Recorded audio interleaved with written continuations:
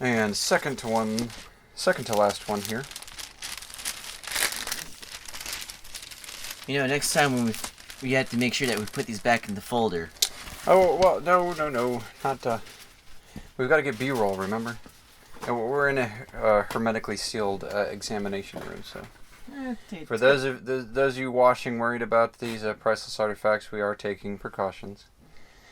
So yeah, here we have...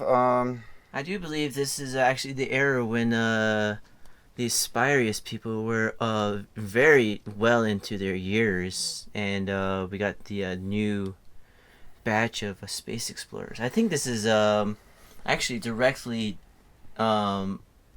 these are the direct advances from our last. Yeah, it does.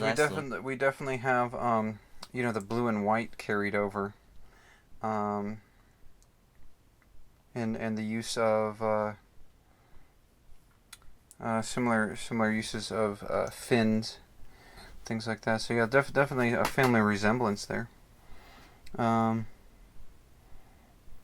Yeah. And if you'll notice here in the background of this depiction, there's not really an asteroid. I mean, they're maybe on an asteroid, but we have these swirling. Here's a bright swirling, maybe a galaxy. So these are possibly the first extra solar system or extra galactic travelers. Yeah, I know I'm not necessarily a space scientist guy, but that kind of makes me think they might have gotten really close to a black hole. Sure, absolutely. They were really brave people back then. I think one of my family members in the past was actually would have been part of these first groups of deep space explorers. Okay, interesting. Yeah, there was a lot of people who signed up for these deep space explorations. There was a lot of people felt like the opportunities in the home solar system were limited, and a lot of people looked at a great way forward for themselves personally and as a service to the minifigure kind. Yeah, and as we all know now that the aliens exist, they're very commonplace. I think this is before we actually made contact with our alien neighbors. Sure, absolutely.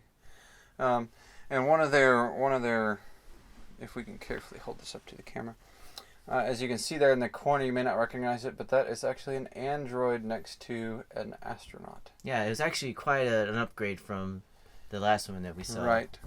As you can see, he doesn't need a clear exoskeleton head, but his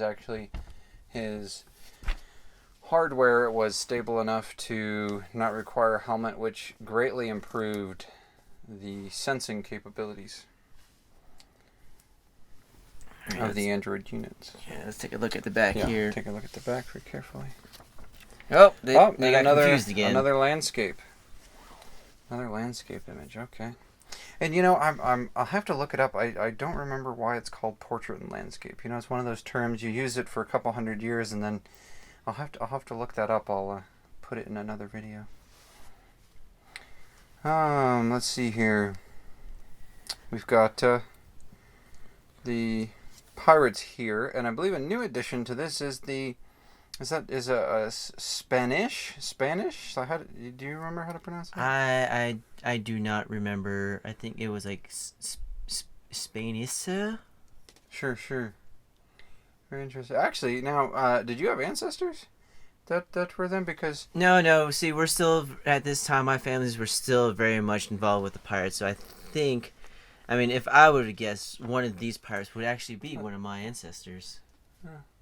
You can see. Let me see if I can get the camera to see it. Some of these, I guess maybe it's just a facial hair thing that's making me think there's a resemblance there. But we'll see. We will see. And then we got some of the exciting sports back at the time of very old technology of the races that they had back then. They were very dangerous and.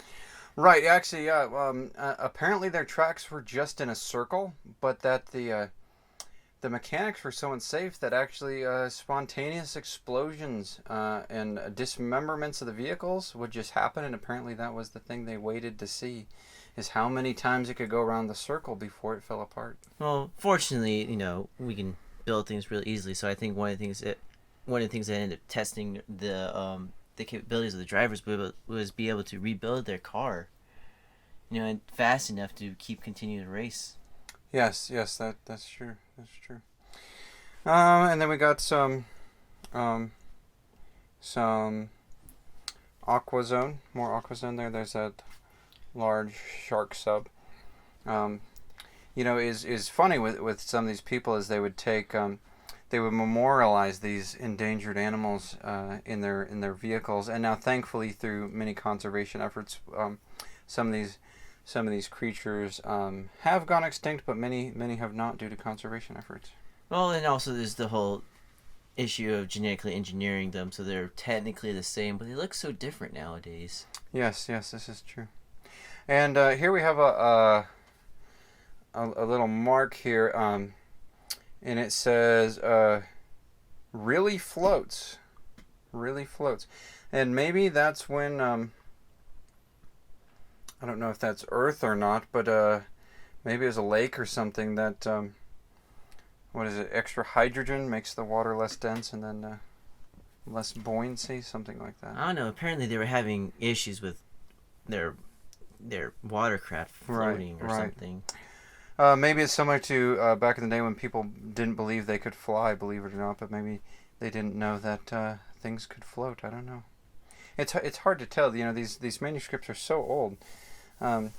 It's really a bit of work getting inside the head of the people who made these and why different things were meaningful to them at the time.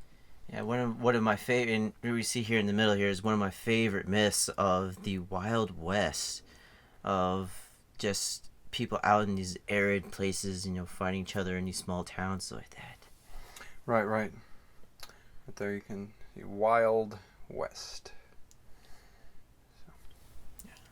Believe it or not, I do believe one of my ancestors was actually I think actually I had two ancestors, and they were part of this.